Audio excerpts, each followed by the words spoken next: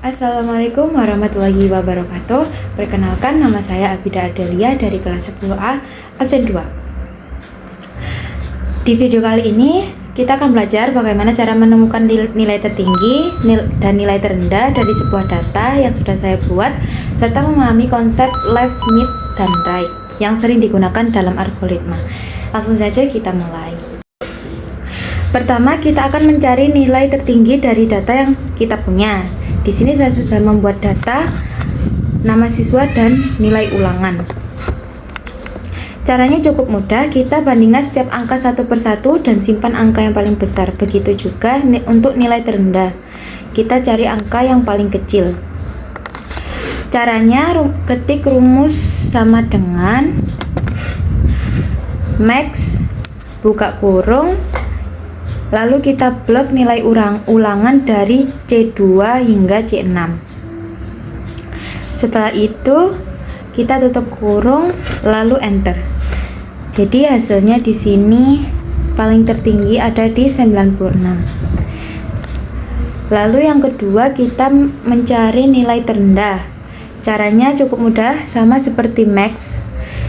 Rumusnya bisa kalian ketik sama dengan min buka kurung C2 lalu kita blok C2 hingga C6. Setelah itu tutup kurung lalu enter. Seperti itu.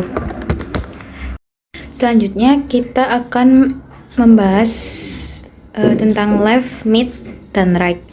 Di sini saya akan menjelaskan fungsi dari left. Jadi left adalah titik awal dari data yang sedang kita periksa, sedangkan right adalah titik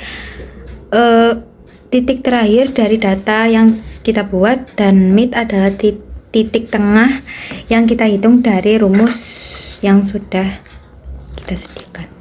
Di sini kalian bisa mengetik rumusnya, yaitu sama dengan left buka kurung dan klik kolom yang ingin kalian cari. Nah, di sini di data saya adalah di kolom C, jadi saya klik di kolom C. Kemudian koma, kalau di komputer kalian titik koma tidak apa-apa, sesuaikan dengan komputer kalian aja. Setelah itu memasukkan numchars. Numchars itu adalah berapa kata yang ingin kita cari. Nah, kalau di data yang saya buat adalah 3 kata pertama, berarti saya membuat 3 kata pertama. Kalau kalian lebih juga nggak apa-apa guys, gitu. Kemudian 3 kata pertama kita ketik 3 lalu tutup kurung lalu enter. Seperti itu. Jadi biar langsung kalian cukup klik kotak pojok di bawah yang sampai tanda plus hitam, lalu tarik kursornya ke bawah, dia bakal langsung ke data sampai terakhir, biar tidak bikin satu-satu gitu. Di sini saya punya kebutuhan untuk mengekstrak huruf terakhir atau satu huruf terakhir dari sel C2 yang sudah saya buat. Jadi caranya gampang sekali, kalian bisa ketikkan rumusnya, yaitu sama dengan right buka kurung lalu klik C2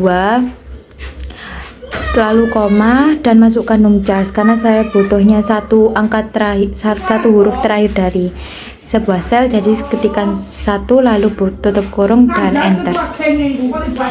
Nah, caranya seperti tadi, klik kotak di bawah lalu tarik ke bawah dan sudah jadi seperti itu. Kemudian mid. Jadi di rumus mid ini kita harus menghitung mulai dari mana. Karena di mid ini nggak nempel ke kiri dan nggak nempel ke kanan. Jadi Excelnya sendiri tidak tahu bagian mana yang harus dibuat. Contohnya adalah misalkan saya ingin mengekstrak tahun yang ada di tengah dari sel yang ada di kolom C. Artinya kalau yang di C tak. Lalu saya ingin mengekstrak yang tahun 1992-nya itu. Caranya gampang banget, jadi rumusnya masih sama dengan yang tadi, sama dengan mid buka kurung lalu klik dulu sel yang ingin dicari, yaitu C2. lalu koma.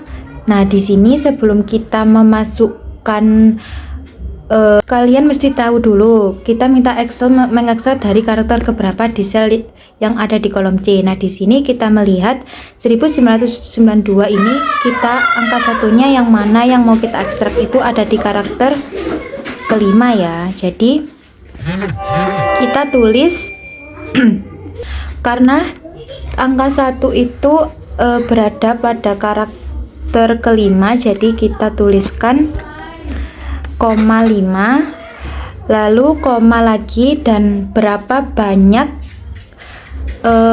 karakter yang mau kalian ekstrak, yang mau saya ekstrak, yaitu 4.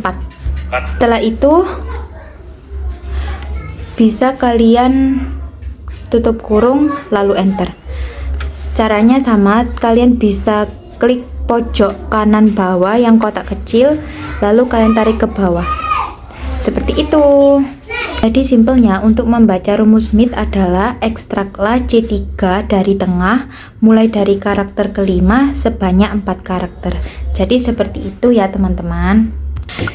Jadi teman-teman, itulah cara menemukan nilai tertinggi dan terendah serta memahami left, mid, dan right.